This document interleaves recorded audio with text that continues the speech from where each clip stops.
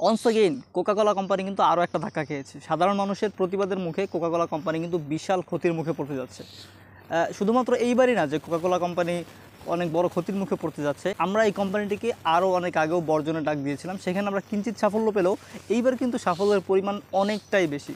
আপনাদের একটা কথা কিন্তু মনে থাকার কথা, গত কয়েক বছর আগে ইউরো কাপে ক্রিস্টিয়ানো রোনালদো যেই কাজটা করেছিলেন সেটা কিন্তু আপনাদের অনেকেরই মনে আছে।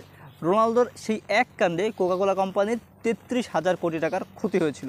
তো বিশেষজ্ঞরা মনে করছেন এইবার বাংলাদেশের মানুষ যেভাবে কোকাকোলাকে বর্জন করছে, বাংলাদেশের মানুষসহ সারা পৃথিবীর মুসলিম এমনকি অমুসলিমরাও কোকাকোলাকে যেইভাবে বর্জন করছে, তারা এর থেকে অনেক বড় ক্ষতির মুখে পড়তে পারে।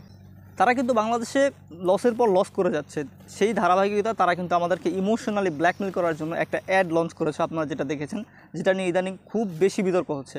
এই অ্যাড দিয়ে আমাদেরকে বোঝানো হচ্ছে যে কোকাকোলা হচ্ছে ইসরায়েলের না, কোকাকোলা ফিলিস্তিনের কোকাকোলার মানে ফ্যাক্টরি আছে, এগুলো দিয়ে আমাদেরকে কিন্তু তারা একটা ব্ল্যাকমেল করার চেষ্টা করেছিল, কিন্তু বাংলাদেশের জনগণ সেটা হতে দেয়নি। আমরা জানি যে কোকাকোলা ইসরায়েলের কোম্পানি না, ঠিক আছে, আমরা এটা আগে থেকেই জানি। এবং কি যারা যারা বলতেছে যে কোকাকোলা ইসরায়েলের পণ্য, তারা সবাই জানে যে কোক মূলত ইসরায়েলের পণ্য না, কোকের ফ্যাক্টরি ইসরায়েলে না, কোকের মালিকানাও ইসরায়েলে না, এটা আমরা সবাই জানি। কোকাকোলা আমেরিকান বহুজাতিক একটা কোম্পানি, এটা আমরা সবাই জানি। কিন্তু আমরা কেন এটাকে বারবার ইসরায়েলি বলে উল্লেখ করছি? আমরা জানি কোকাকোলার পার্সেন্টেজ, কোকাকোলার যে প্রফিটের একটা পার্সেন্টেজ, সেটা তারা ইসরায়েলে ডোনেট করে। আর এই ইসরায়েল যে অবৈধ রাষ্ট্র ইসরায়েল, তারা এই টাকাটা আমাদের মাজলুম সন্তানদের পেছনে, আমাদের মাজলুম ভাই বোনদের হত্যা করার পেছনে ব্যয় করে।